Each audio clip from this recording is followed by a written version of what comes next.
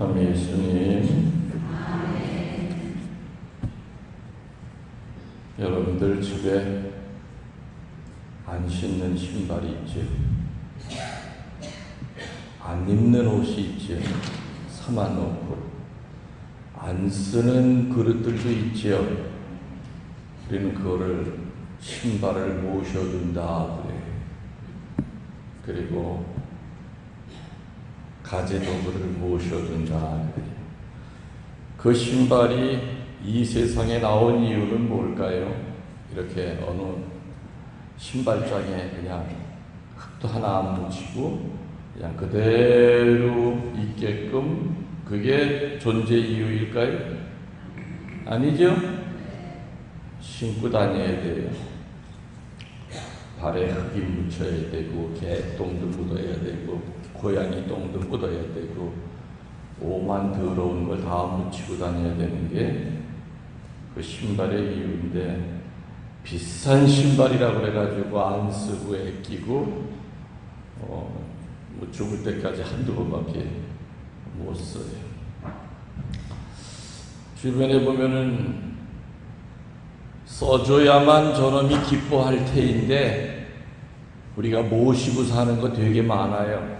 가만히 뒤돌아보면 여러분 집에도 많이 있을 거예요. 2008년도에 그때가 내 은경축이 2008년도 몇 년 됐죠? 네? 벌써 은경축 지난 지 10년이 됐는데, 그때 동생들이 이렇게 돈을 모아가지고 내 차를 하나 바꿔줬어요. 차를. 그래서는 5년, 6년, 한 5년이 지났어요. 근데 별로 탈 일이 없어. 저는요, 피정 갈 때는 저 봉고차 끌고 다니죠. 그죠? 어디 바람 쐬러 갈 때는 부릉부릉 하고 나가지. 그냥 가만히 보니까 차고에만 모셔놓고 사는 거예요. 오죽하면은 얼마나 차를 안 탔으면은 5년 동안에 한 10,000km 탔나? 그 이렇게 뚜껑 열면 그 이렇게 엔진 나오죠? 그 엔진을 덮고 있는 엔진 이렇게 뚜껑 그 밑에서 쥐들이 다 살아. 그리고 선을 다 갉아 먹어가지고 시동이 안 돼.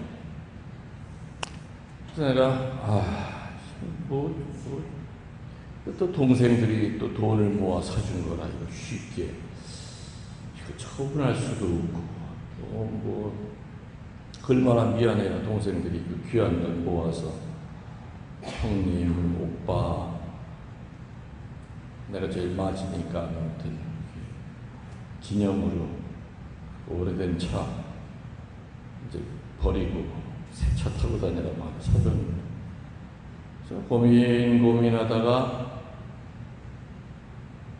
처분할 수 있는 건수가 생겼어요. 어느 날 이렇게 평화신문에 보니까 일면에 뭐가 나오냐면은 도와주세요 이런 게 나와요. 백혈병 뭐 그런 얘기 나오죠. 보니까 백혈병 아이. 그래, 이 아이 위해서 팔아서 돈 보내면 동생들도 서운해하지 않겠지. 그래서 업자를 불렀더니 세상에 탄 거는 10,000km도 안 됐는데 연식으로 따져서 사간대요. 아직 새 차 냄새가 풀풀 나는데. 그 자기네들은 여기 과표대로 보세요. 신부님 차가 2008년도인데 여기 얼마 나와 있나 보세요. 조금만 좀 더 주면 안 되나? 100만 원만 좀 더 주지. 아무튼 그래가지고서는 팔아가지고 평화신문사에다가 이름 알리지 않게 보냈죠. 그리고 나중에 얘기 들어보니까 그 아이 수술 잘 끝나가지고 살아났다고 그래요. 그래서 아무튼 차를 5년 동안 모시고 살았어, 내가. 그냥 맨날 닦기만 하고. 자, 오늘 내가 왜 이런 얘기를 하냐면은 오늘 미랄 얘기 나오죠? 미랄이 그냥 가만히 진열장 안에 아니면은 유리병 안에다 이렇게 담아두면은 거기서 밀이 나와요? 그렇죠. 미랄은 그냥 스스로 존재할 때는 아무런 열매를 못 맺어요. 한 알의 미랄이 땅에 떨어져 죽지 않으면 한 알 그대로 있을 것이고 죽으면 많은 열매를 맺는다. 이같이 자기 생명을 아끼는 자는 잃어버릴 것이요 이 세상에서 자기 생명을 희생하는 사람은 목숨을 보존하여 영원히 살게 될 것이다. 하느님이 합당한 은혜를 주실 것이다. 오늘 그런 복음이 나오죠. 한 알의 미랄이 아까워서 안전하게 보존되어 있는 한 아무런 쓸모가 없어요. 그 자체로는 열매를 맺지 못합니다. 그래서 그 미랄이 열매를 맺기 위해서는 어떻게 됩니까? 차갑고 거칠고 더럽고 냄새나는 땅에 떨어져 무덤 속 같은 흙 속에 매장되어서 썩음으로써 비로소 싹이 나고 줄기와 잎이 나고 꽃이 돼서 열매를 맺게 됩니다. 맞지요? 맞아요. 그 씨앗 하나 보면은 참 이 조그만 씨앗에서 어떻게 수박이 열리지? 요 씨앗에서 어떻게 쌀이 열리지? 하지만은 유리병 속에 담아두면은 그냥 그거로 죽어버리지만 땅 속에 집어넣어야 돼요. 이처럼 우리에게 주어져 있는 이 목숨도 생명이라고 하는 것도 삶의 결실을 맺기 위해서는 자기 자신을 찾지 않고 봉사와 희생을 통해 삶의 결실을 맺어야 된다는 거죠. 닳아 없어지는 신발도 이 세상에 태어난 이유가 있듯이 하다못해 연필 한 토막도 이 세상에 존재하는 이유가 있잖아요. 있듯이 우리 사람들도 부서지고 닳아지지 않고 묻히지 않고 죽지 않고 어찌 인간으로 이 세상에 태어난 그 존재 이유가 꽃이 피게 되냐 이거죠. 필 수가 없어요. 오로지 자기 생명만을 아끼는 사람을 우리들은 이기주의자예요. 안전주의자라고 얘기합니다. 오늘 예수님은 아주 단순하지만 정말 충격적인 얘기를 하신 거죠. 이 미랄의 영성. 미랄 하나가 그대로 있으면 한 알 그대로 있다 끝나지만 땅에 묻히면, 다시 말하면 죽으면 많은 열매를 맺는다. 예수님의 복음은 바로 이 미랄의 영성에 함축이 되어 있습니다. 이 미랄의 영성을 우리들은 크리스천의 영성이라고 해요.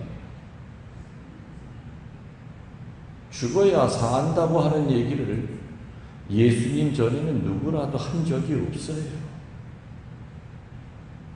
살기 위해서 길을 쓰라고 가르쳤지만 죽어야 산다. 왼뺨 맺으면 오른뺨 내놔라. 십리 가자고 하면 이십리 같이 가져라. 걷어달라고 하면 아예 속옷까지 같이 벗어줘라. 역설의 진리지. 파라독스한 진리지.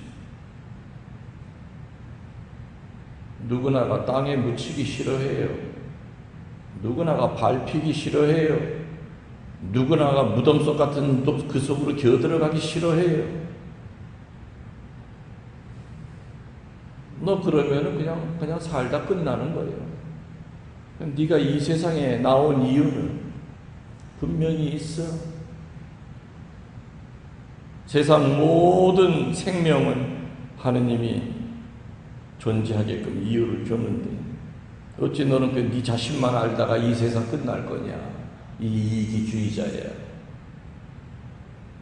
너는 다칠까봐 아무것도 꼼짝 못하는 안전이 우선이다. 미랄의 영성을 저는 다른 말로 표현합니다. 미랄의 영성을 풀이하면 얘기한 적이 있을 거예요. 바보의 영성이다. 두 번째, 걸레의 영성이다. 세 번째, 뭐라 그랬어요? 기억나요? 연탄불의 영성이다. 미랄의 영성은 이 세 가지의 영성, 바보의 영성, 또 걸레의 영성, 또 연탄불의 영성으로 이렇게 신자들에게 쉽게 풀이를 좀 해드려요. 바보의 영성은 뭡니까? 저 뒤에 매달려 계신 저분이 정말 천치가 아니잖아요. 그런데도 불구하고 바보처럼 살다 가셨죠. 바보도 그냥 바보가 아니라 큰 바보처럼 살다 가셨죠. 근데 우리는 저 큰 바보를 뭐라고 불러드려요? 주님, 주님. 주님이라는 뜻이 뭐라고요? 주인님 그 뜻이에요. 우리는 저 큰 바보를 주인님, 주인님하고 불러드려요. 그럼 내가 모시는 주인이 큰 바보면 그 주인보다 더 똑똑하게 살아야 되겠어요? 아니면 주인보다 더 바보처럼 살아야 되겠어요? 아니면 적어도 주인을 닮는 바보가 되겠어요? 돼야 되겠어요? 아이고, 이렇게 모르면 내 속이 안 상하지. 아는 건 나보다 더 선생이야. 여기 올라와서 강론을 하시오. 그렇게 잘합니다. 내가 주님이라고 부르는 그분이 큰 바보면 분명히 그분이 어떻게 바보처럼 살았는가를 늘 묵상하고, 그래, 나도 저분처럼 바보처럼 살아야 되겠다. 열매를 맺어야죠. 근데 요즘은 성당에서도 바보 보기가 참 힘들어요. 어찌 그렇게 하나같이 예수님보다 다 똑똑해? 다 똑똑해. 바보 같은 신부가 있고요. 예수님보다 훨씬 더 똑똑한 신부들이 있어요. 예수님 닮은 바보 같은 주교가 있고요. 예수님 전혀 안 닮고 훨씬 더 스마트하고 똑똑한 그런 주교들이 있어요. 결국에 우리 크리스찬의 삶은 예수님 따라가는 건데, 예수님의 삶이 어땠는가를 보고 묵상하고 아무튼 비슷하게라도 닮으려고 애써야 되는 건데, 저분은 큰 바보처럼 살다가 저렇게 바보처럼 돌아가셨는데,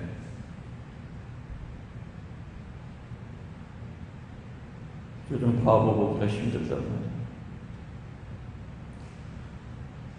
바보들이 많은 성당은요, 들어가는 입구부터서 공기가 달라. 피정을 평생을 다니다 보니까 수도 없이 많은 성당을 다녀봤겠지. 국내건 해외건. 근데 바보들이 많은 성당은 들어가는 입구부터 따뜻해. 그리고 며칠 거기서 피정시키다 보면 따뜻할 수밖에 없다. 그렇게 신자들이 겸손할 수가 없어. 서로 그렇게 애껴줄 수가 없어. 고백성사 3일 동안 이렇게 주면서 들어도 참 행복해. 참 행복해. 근데 똑똑한 인간들이 드글드글대는 성당에 가면 들어가는 입구부터 찬바람이 돌아요. 성당은 의리의리하지. 그냥 50억, 60억 들여서 그냥 대리석으로 예루살렘 성전처럼 치장을 해놨는데 다들 얼굴이 굳어있고 차가워. 그리고 너무 파가 그렇게 많은지 파가 수십 개예요. 회장파, 부회장파, 총무파, 주임 신부파, 보호자 신부파, 큰 수녀파, 작은 수녀파, 유치원 수녀파. 나중에 들이댈 파가 없으니까 양파, 쪽파, 대파, 아무튼 전국에 있는 파들을 다 모여 있어. 다 잘랐어. 한 번도 지가 지 가슴에다 대고 손가락질 하는 적 없어. 다 손가락질. 고백의 기도할 때마다 이것만 때리면 뭐해? 내 탓이요 하면서 때리면서 니놈 탓이야, 니놈 탓이야, 니놈 탓이야. 바보들이 모여있는 레지오 강복주로 가면은 분위기가 싹 달라. 따뜻해. 근데 똑똑한 사람들이 모여있는 레지오에 강복주로 가면은 점점 사람이 줄어. 결국에는 제일 똑똑한 여자 둘만 남아. 마지막까지 누가 똑똑하나 한번 겨뤄보자. 바보들만 있는 레지오는 시작은 4시 했는데 너무 분위기가 좋은 거예요. 점점 사람이 늘어나 분가를 시켜야 될 정도로. 똑똑한 사람들만 드글드글대는 반모임에 가면은 반장이랑 총무 딱 둘만 남아있어. 안 와요. 아, 내가 왜 거기 가서 상처받아? 아이고, 잘난 인간들 더럽기도 많은데. 아니, 나 안 가고 내가 상처 안 받지. 근데 바보들이 모여있는 반모임에 가면은 방이 좁아. 얼마나 화기애애야 꽃이 피는지 몰라. 내가 여기 있는 동안 가정방문을 글쎄 한 번씩 다닐 수 있을지 없을지 잘 모르겠지만은 신자들 집 다녀보면은 그리고 반 돌고 난 다음에 반미사 하죠. 반마다 다 달라요 분위기가. 물론 그렇게 되는 데는 반장의 노력도 되게 크죠.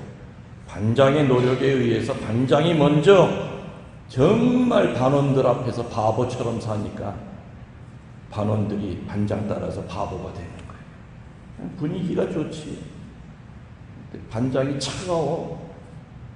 너무너무 똑똑해. 아는 건 많은데 아유, 저 사람아 가까이에서 내가 상처받을 필요 없지. 안 가요.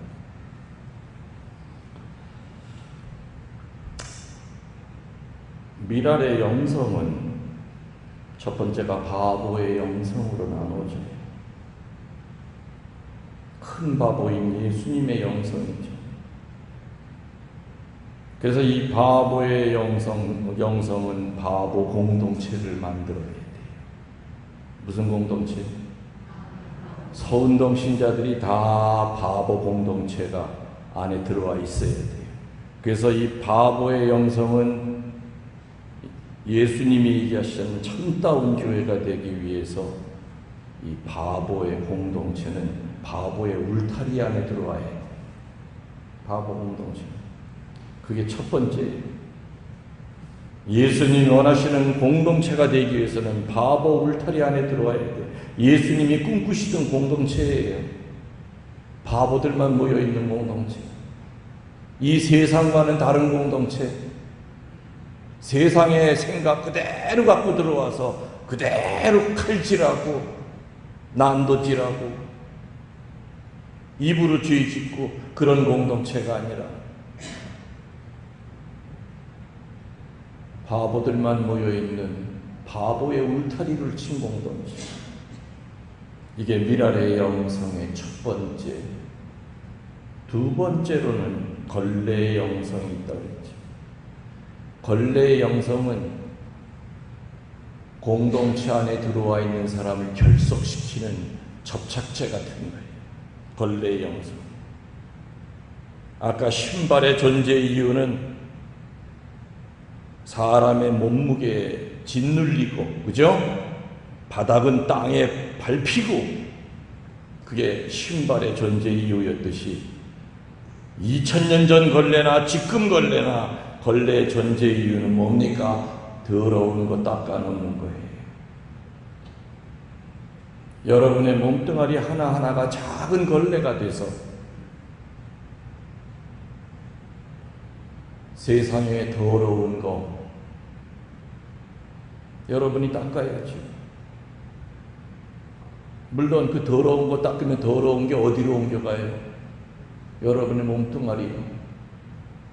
그러면 여러분의 그 더러운 건 누가 닦아줘요?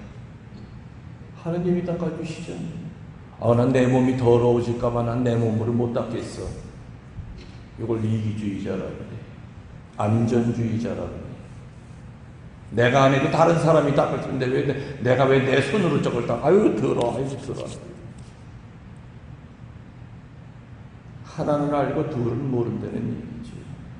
예수님이 내 몸 깨끗하게 닦아주시면서 얼마나 좋은 옷을 해입히실 텐데 닦느라고 더러워진 옷이라면 새 옷으로 갈아입혀 주신다는 걸 몰라요. 걸레는 주인 집에 아무데나 놓여 있어요.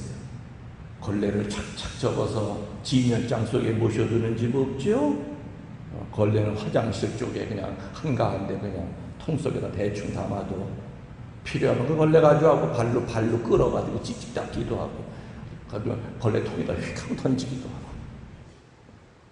걸레가 자기 그렇게 대접한다고 성질 부리는 거 봤수? 걸레가 우리 고발해요? 아니에요. 걸레는 나를 어떻게 대하든지 간에 마음대로 쓰세요. 더러운 거 있으면 제 몸뚱아리 갖다 실컷 닦으세요. 그리고요, 물로 한 번만 좀 빨아주세요.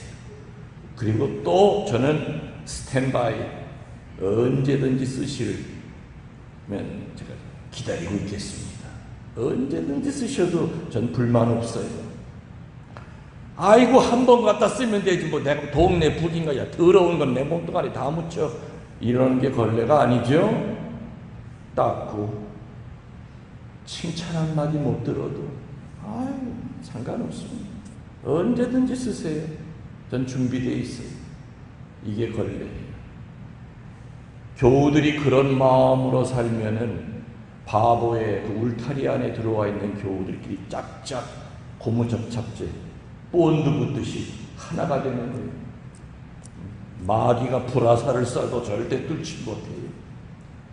아까 얘기한 대로 파가 수백 개의 파로 안 갈라져요.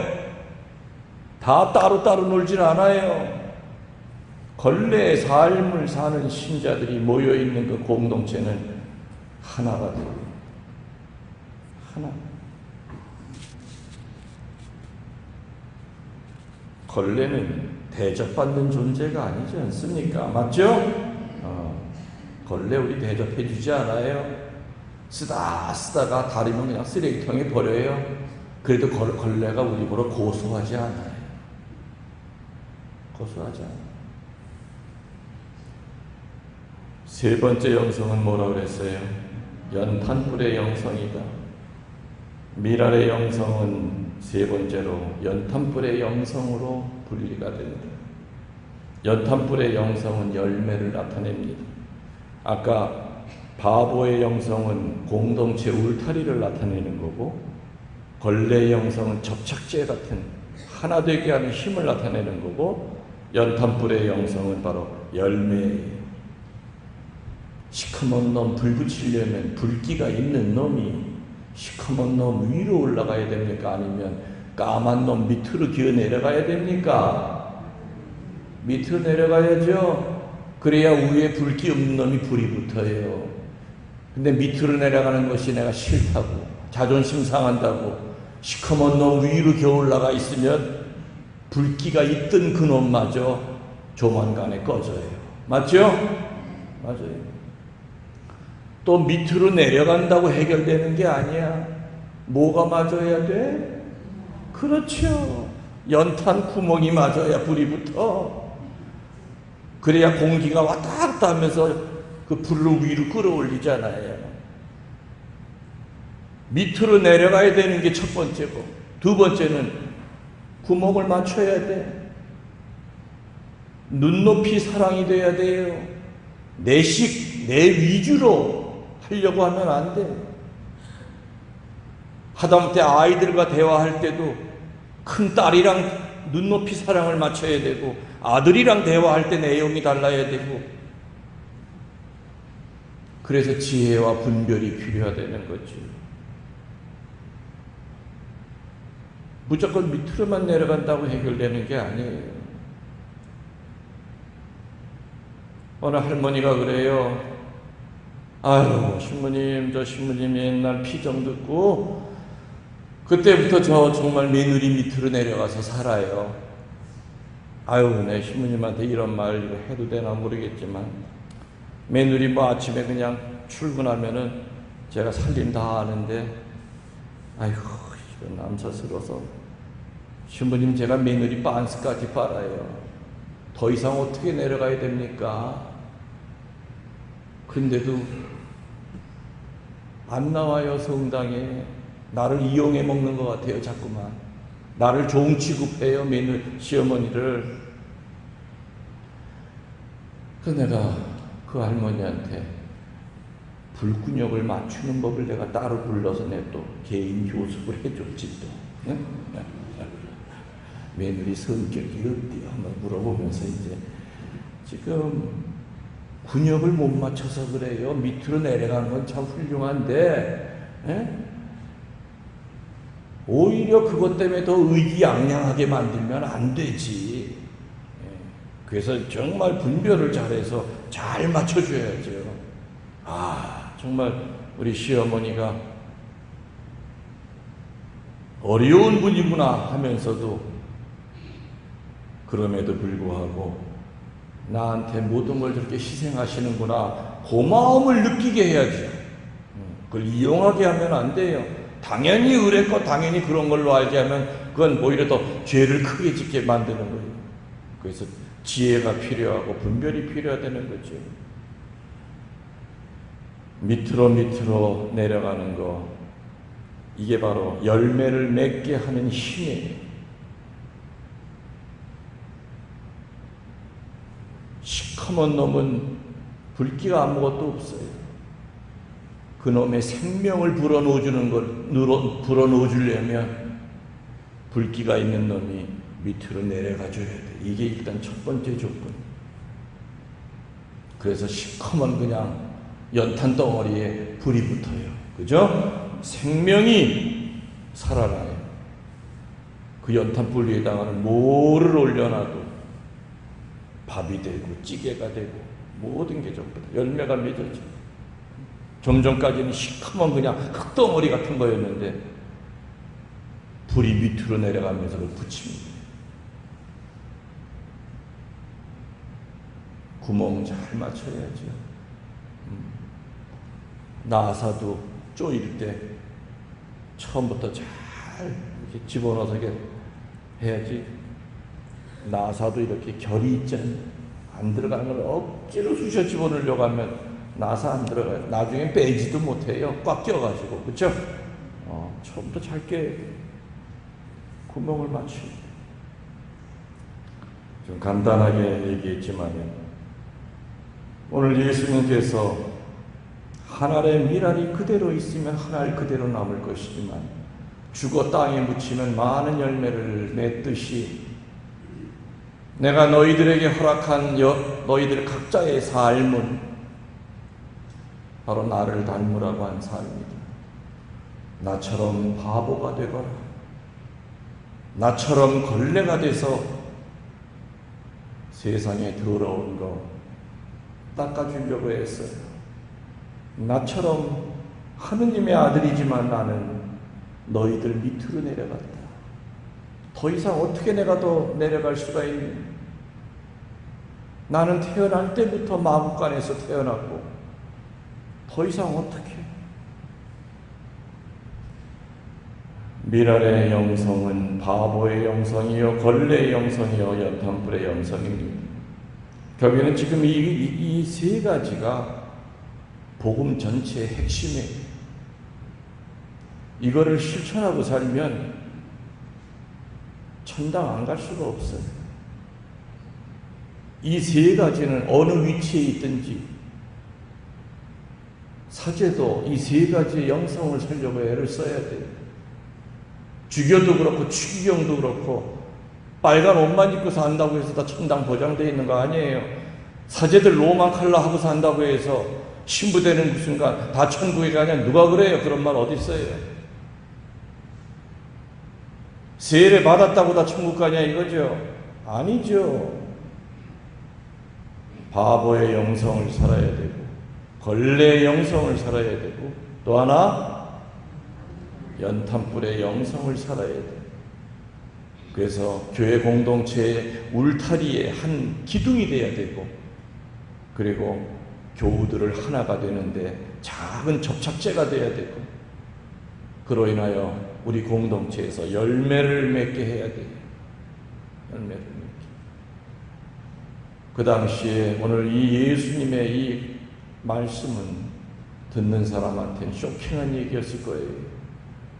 죽으라고 하니까.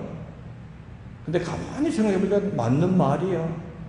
미랄 그대로 주머니에 갖고 있으면 주머니에 그냥 썩어 없어지지만 미랄에서 결실을 보려면 안 됐지만 미안하지만 땅속에 묻는 것에 대해서 미안하지만 너 들어가 줘야 되겠다. 그래야만 너를 통해서 많은 열매를 맺고 우리 가족들이 먹고 살아. 너 미안하지만 땅속에 들어가 다오. 여러분들이 나중에 세상 떠날 때쯤 돼서 여러분에게 주어진 80년, 70년, 90년 그 세월이 여러분이 하늘의 미랄로 살았는지 나로 인하여 얼마나 많은 열매가 맺어졌는지 우리는 분명히 뒤돌아보게 될 거예요.